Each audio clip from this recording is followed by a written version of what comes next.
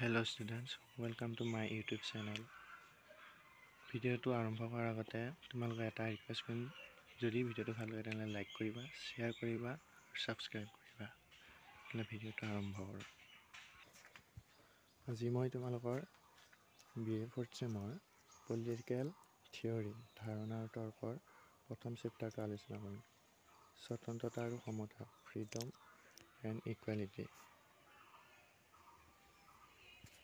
প্ৰথম দিয়া আছে স্বাধীনতাৰ অৰ্থ কি? স্বাধীনতাৰ অৰ্থ এইখিনি তোমালোকে ভালকৈ চাবা এইখিনি।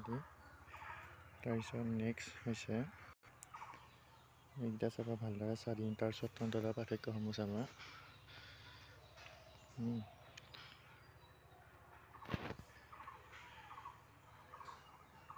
একচুৱেলি এইটা ইম্পৰ্টেণ্ট হয় হা, এটা ইম্পৰ্টেণ্ট হয়, চ' এইকেইটা ভালকৈ চাবা, ইম্পৰ্টেণ্ট হয়। আজি জাষ্ট তোমালোকক PDF কেইটা দেখাই দিছোঁ, পিছত আমি ভালদৰে আলোচনা কৰিম। ইয়াত আছে নেতিবাচক স্বতন্ত্ৰতা সম্পৰ্কত জন লোকৰ ধাৰণা, এইটো ভালদৰে চাবা কাৰণ জন লোকৰ ধাৰণাটো বিশেষকৈ আহে। জন লোকৰ ধাৰণাটো চাবা। স্বতন্ত্ৰতা সম্পৰ্কে মিলৰ ধাৰণা, অৰ্থাৎ মিলে কি কৈছিল চাবা।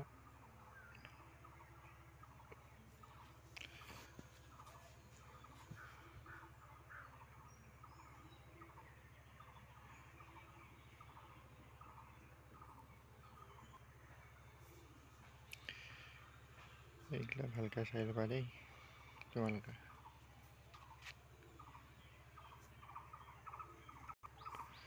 এইটো চাবা স্বতন্ত্ৰ সম্পৰ্কৰ বাৰ্কাৰৰ ধাৰণা, কেনেকুৱা ধৰণৰ ধাৰণা আছিল এইটো চাবা।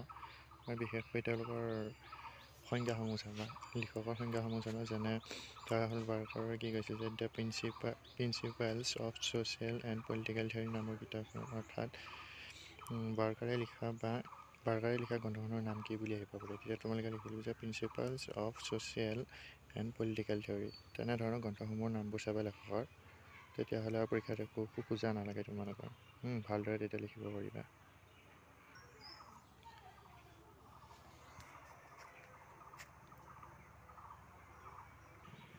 আৰু ইয়াত বিশেষকৈ এইটো চাওঁ যে স্বতন্ত্ৰতাৰ প্ৰকাৰ, বিশেষকৈ স্বতন্ত্ৰতা কেই প্ৰকাৰ ভাগ কৰা হৈছে। যিহেতু বাৰ্কাৰে তেওঁৰ গ্ৰন্থখনত স্বতন্ত্ৰ 3 প্ৰকাৰ ভাগ কৰিছিল হয়নে। এটা হৈছে পৌৰ স্বাধীনতা বা স্বতন্ত্ৰতা, ৰাজনৈতিক স্বতন্ত্ৰতা আৰু অৰ্থনৈতিক স্বতন্ত্ৰতা, অৰ্থাৎ 3 ভাগে ভাগ কৰিছিল। গতিকে সেইসমূহ ইয়াৰ ভালদৰে চাবা। ইয়াৰ প্ৰাকৃতিক স্বতন্ত্ৰতা আছিল হয়নে, সেইসমূহ ভালদৰে চাবা। এইখিনি প্ৰায় চাবা। এইকেইটা হৈছে তেওঁৰ ভাগসমূহ, এই তিনিটা।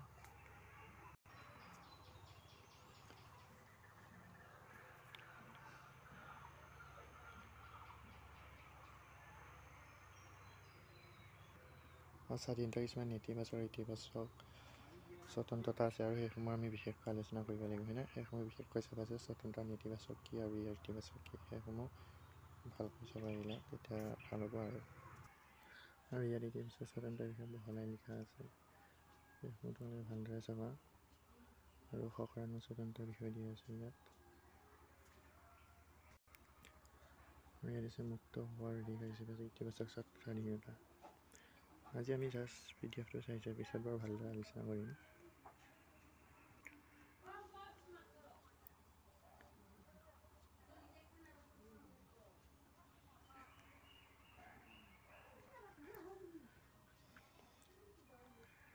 স্বতন্ত্ৰতা আৰু আইন, এইটো স্বতন্ত্ৰতা আৰু সমতা, ভালদৰে চাবা।